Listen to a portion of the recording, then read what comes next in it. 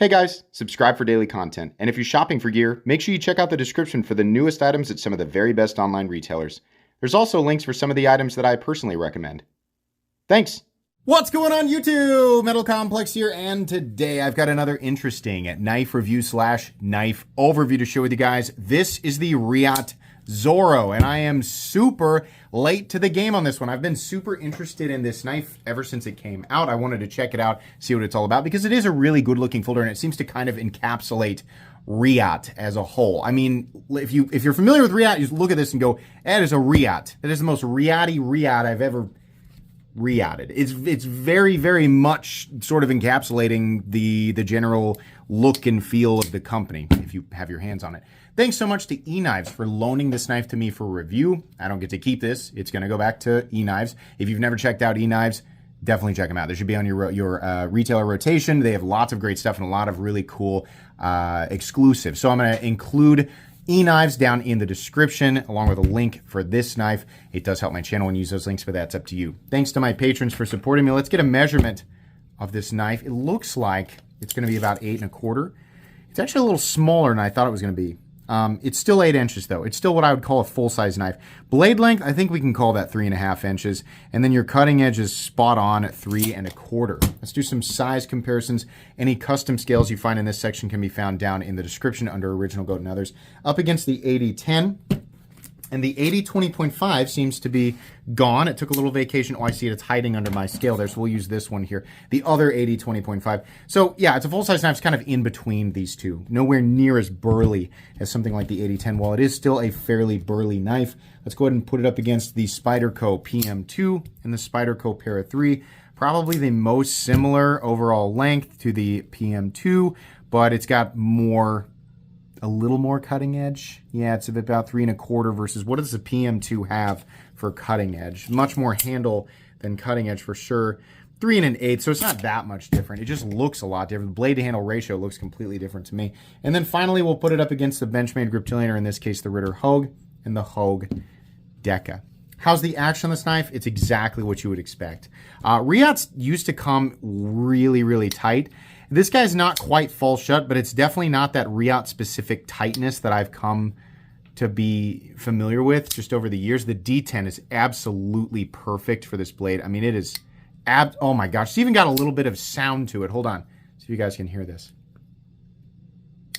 You hear that little ring? It's nice. Feels great. Flipper tab also great. You can push button it. I think it's a lot more comfortable to just light switch it.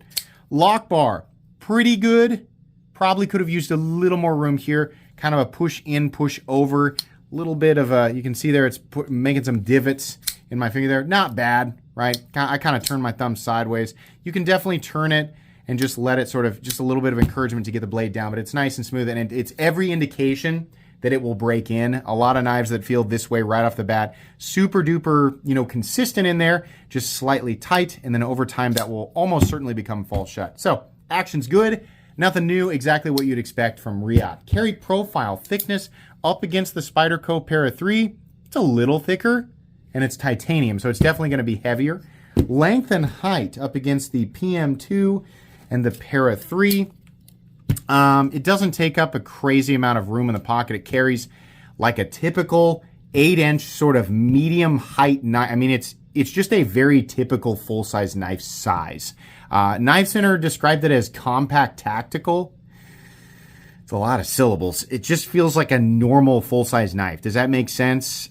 Just without adding any embellishment to it. Not quite as long as the PM2, a little longer than the Spyderco Para 3, not a crazy amount, and even including the flipper tab, it's not quite as tall. Let's go ahead and do the hardware check. I'll get out my tools as per usual. My tools are very inexpensive and very recommendable. You can find them right down in the section of my description that talks about the tools I use in this channel. The pivot is a T8. The lock bar insert screw is also a T8. Let me check that pivot again. Probably could fit a T8 Plus in there. And then your body screw here is a T8, and this body screw. There's probably a hidden, underneath here, you'll have like 2 pins stabilizing that backspacer there. So not a lot of hardware. Very, very easy to disassemble. As long as you have the right tools for the job, you should be good to go. There is a hidden screw underneath here for the pocket clip, and unfortunately the pocket clip can only be mounted for right-hand carry, which is kind of a bummer for lefties. Let's go ahead and weigh it. What are we looking at for materials? We are looking at a compound Harpoon Tanto in M390. HRC is 60 to 61. Nice job on that, Reate. We have milling for weight reduction on the inside.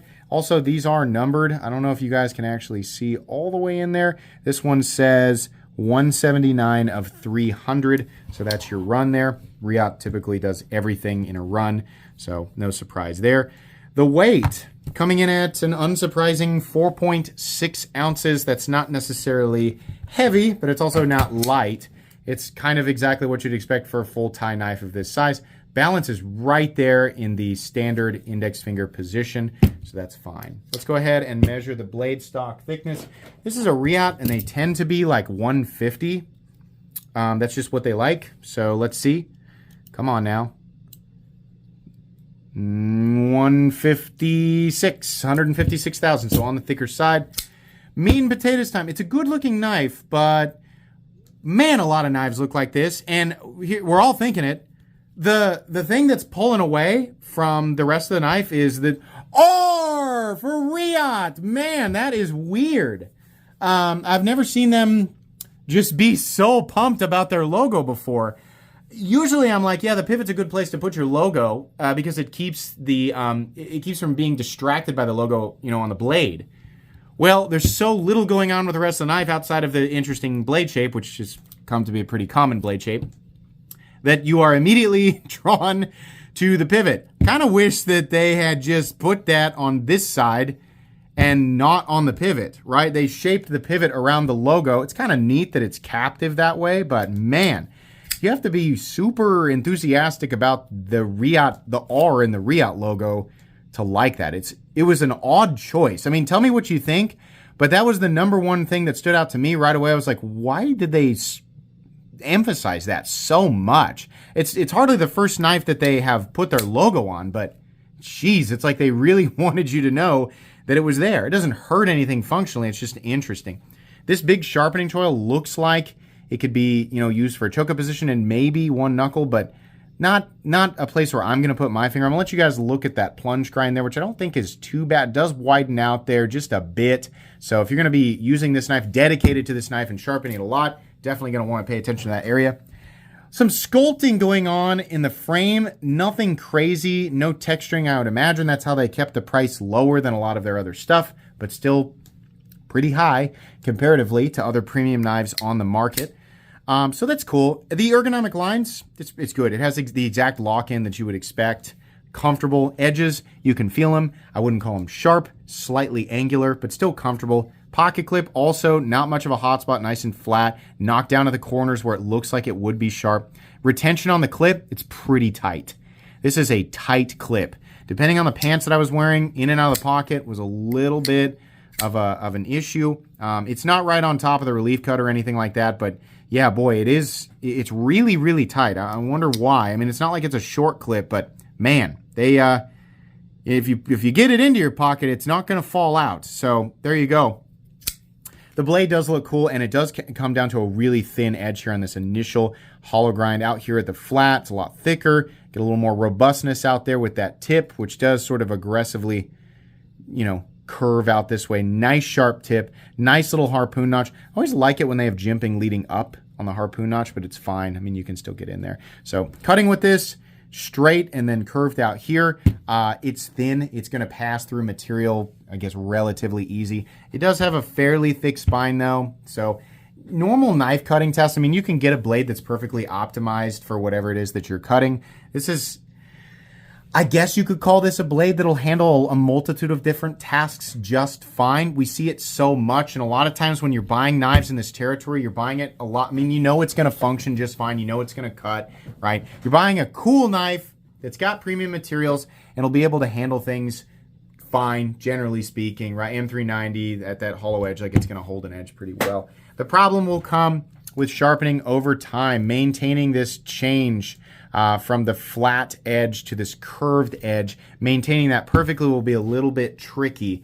So if you're going to dedicate to this and you're not, if you're wanting to keep that perfect and you're not super well versed in the art of sharpening like me, you're going to mess that up. I can tell you right now, I would mess that up within a couple of sharpenings. So if you don't care, then you just turn that into sort of a curvature right there. A lot of people just do that and say whatever. If you're going to dedicate to it, you probably aren't going to care anyway, but I figured I'd bring that up. The machined satin finish looks really, really good on this knife. They do a great job with it. It's not always my favorite finish, but Reate does an awesome job and it looks nice and consistent. The fit and finish, this is a Reate, so it's absolutely perfect. Reate used to be truly head and shoulders above everybody, and the truth is that I think a lot of companies, for example, has really caught up to them. I think in some cases, Reate is really showing, they're still like flexing their superiority, but the gap is much smaller now. And a lot of people who have bought knives here within the last couple of years, last 3 years maybe, I think you've probably noticed. So Reate is great. I'm no longer willing to just be like, yeah, I'll pay $100 more because Reate. I still want them to, bring something special to the table. And while this does feel like typical Reate quality, it doesn't necessarily feel like a knife that I couldn't get from another company for less money.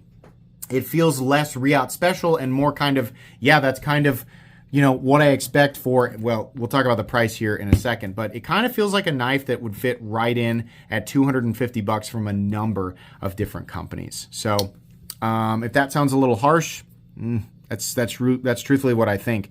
There's a lanyard slot back here. They didn't put a hole in the scales, which is nice. It's just back here, totally out of the way. Actually looks really nice too. I do like that. Backspacer is pretty cool. We have a fuller back here and then it's beveled and it sort of sinks into the frame. So it is a little bit interesting in that department, but you have to be like specifically interested in the backspacer area to really care about that. But it is nice. It's little things like that that people do like to pay for, or that enjoy, elements like that people enjoy when they're spending this much money on a knife. So some people are going to care about that more than others. Pocket clip, again, has a little bit more going on for it than a typical pocket clip. We do have some texturing here on these bevels. It's very, very light, and it's not so much for grip as it is just for like a nice little accent, and it does a good job of that.